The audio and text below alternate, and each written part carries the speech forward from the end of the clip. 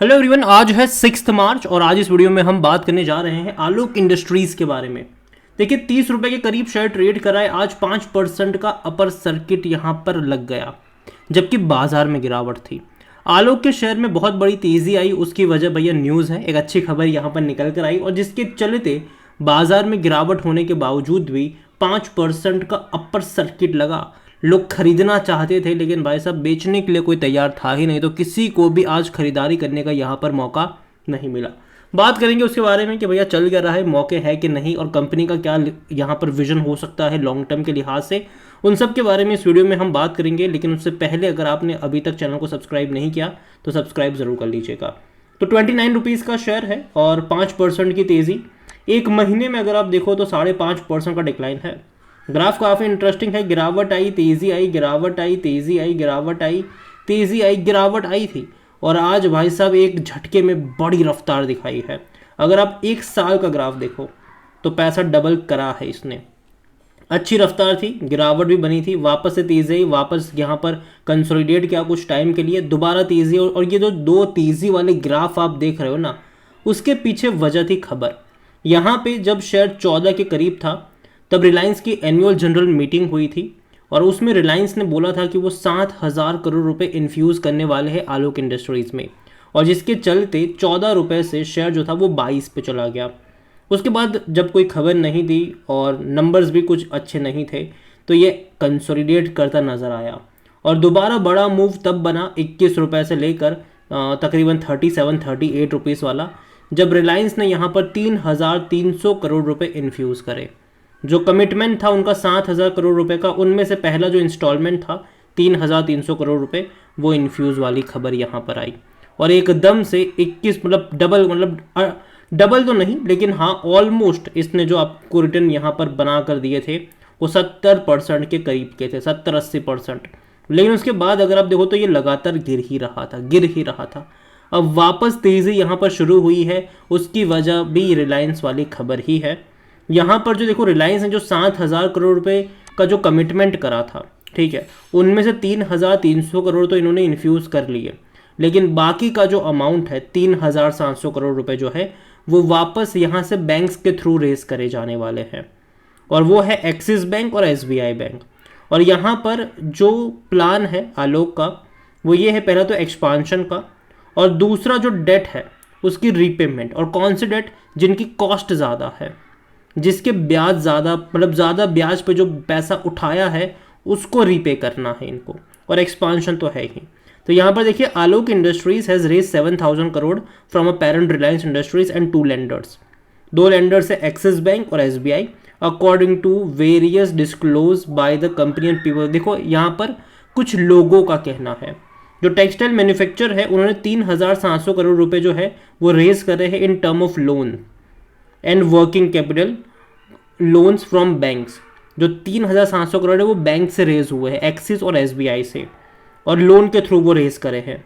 और बाकी का जो 3,300 करोड़ रुपए जो है वो ऑलरेडी आलोक के थ्रू रिलायंस के थ्रू आ ही चुका था इनके पास, तो वो भी है यहाँ पर। तो कुल मिलाकर 7,000 करोड़ रुपए यहाँ पर हो गए, और जाहिर सी बात है इस पैसों का जो इस्तेमाल होना है वो कंपनी के एक्सपांशन के ऊपर लगेगा, और बाकी का जो पैसा है जो हाई कॉस्ट डेट है उसको चुकाने में जाने वाला है।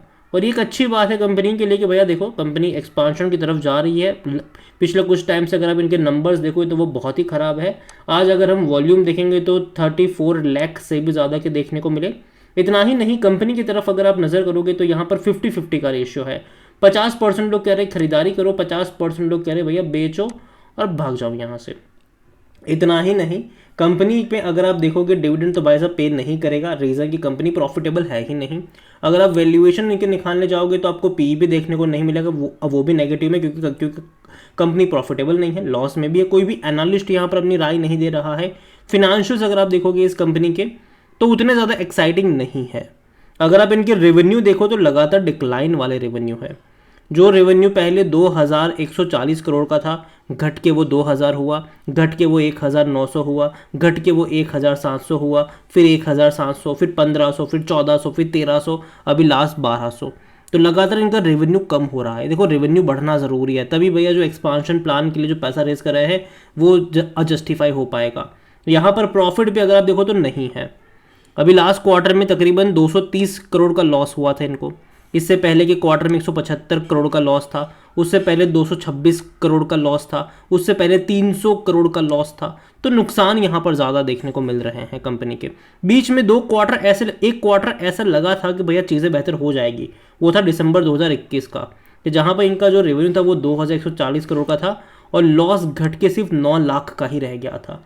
लेकिन बाद में वो फिर से बढ़ता शुरू हो गया, तो ये एक नेगेटिव चीज़ है। अब देखते हैं कि जो 7,000 करोड़ रुपए का खेल है वो किस तरीके से इन चीज़ों को टर्न अराउंड कर पाता है। उम्मीद मैं करता हूँ यहाँ से कि चीज़ें बेहतर हो इनके लिए। अगर आप शेयर होल्डिंग की तरफ जाएंगे तो जो प्रमोटर है उनके पास 75% की होल्डिंग है। प्रमोटर कौन है? 2 लोग हैं, एक तो रिलायंस इंडस्ट्रीज़ है और दूसरा जेएम फाइनेंशियल है। हाँ, वही जेएम फाइनेंशियल जो भैया आज दिक्कतों में देखने को मिला। रिलायंस इंडस्ट्रीज़ के पास 40% का स्टेक है और 35% का स्टेक जेएम फाइनेंशियल के पास है, हालांकि वो भी रिलायंस का ही मान के चलो आप यहाँ पर।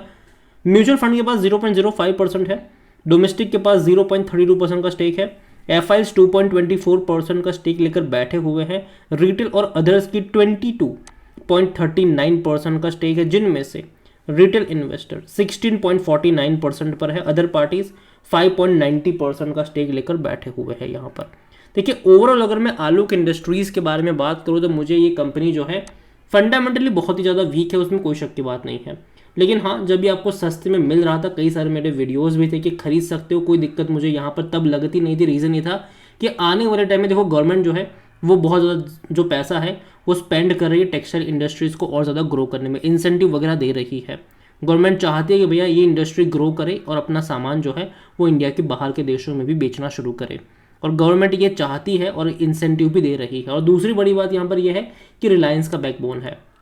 रिलायंस ने जब इनको अपनी एनुअल जनरल मीटिंग में भी बोला था कि पैसा रेस करेंगे, तब भी मैंने कहा था कि हाँ, फ्यूचर अच्छा हो सकता है, लेकिन बीच बीच में गड्ढे बनेंगे।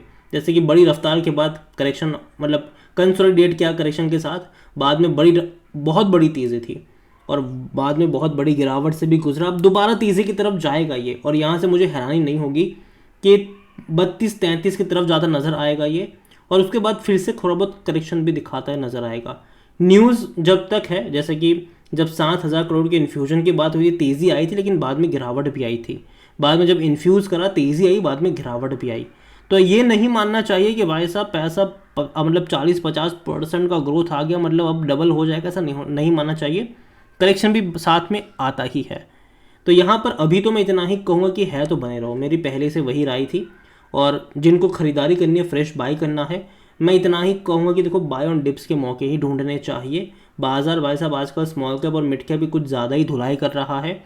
आज तो चलो यहाँ पर खबर थी जिसके चलते ये बच गया, अगर खबर नहीं होती ये वाली तो इसकी भी पिटाई आज तय ही थी। तो खबर के चलते ये जो तेज़ी आई है एक दिन की, तो मैं इतना कहूँगा कि यहाँ पर बाय ऑन डिप्स का अप्रोच रखेगा। किसी भी एक लेवल पे बहुत सारे शेयर्स खरीद के बैठ जाओगे तो ऐसा ही होगा। जो लोग 36 पे खरीदारी करके बैठे हैं और अभी भी एग्जिट का वेट कर रहे हैं, यहाँ पर मैं लॉन्ग टर्म की बात करूँगा, क्योंकि देखो लॉन्ग टर्म में मुझे लगता है कि अगर पैसा इतना सारा इन्फ्यूज़ कर रहा है, मतलब रिलायंस यहाँ पर इतना सारा पैसा अगर इन्फ्यूज़ कर रहा है, तो एटलीस्ट इनके रेवेन्यू में एक तेज़ी आपको दिखनी चाहिए। कंपनी प्रॉफिट में थोड़ी बहुत आती दिखनी चाहिए आने वाले टाइम में। अगर ऐसा होगा तो चीज़ें बेहतर होगी इनके लिए। अगेन कोई बाय सेल रिकमेंडेशन नहीं है ये। वीडियो को यहीं पे एंड करता हूँ। पसंद आया हो तो लाइक करो, शेयर करें। चैनल पर अगर पहली बार आए तो प्लीज़ सब्सक्राइब करें। और आलोक इंडस्ट्रीज़ के बारे में आप क्या सोचते हैं वो भी आप मुझे कमेंट में लिख कर बता सकते हैं। Thank you.